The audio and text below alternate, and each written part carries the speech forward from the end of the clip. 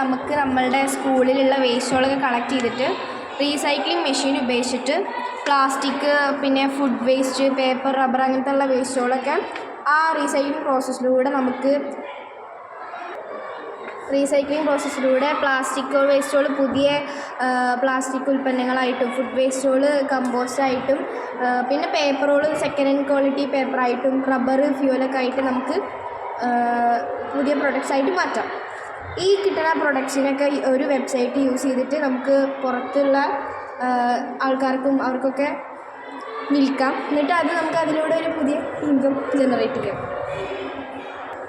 ഈ ഒരു ഐഡിയയിലൂടെ നമുക്ക് നമ്മുടെ സൊസൈറ്റിയെ മാലിന്യവിമുക്തമാക്കുക മാത്രമല്ലാതെ നമുക്ക് ഈ പ്രൊഡക്റ്റുകൾ വിൽക്കുന്നതിലൂടെ നമുക്കൊരു ഇൻകം കൂടി ജനറേറ്റ് ചെയ്യാൻ കഴിയും.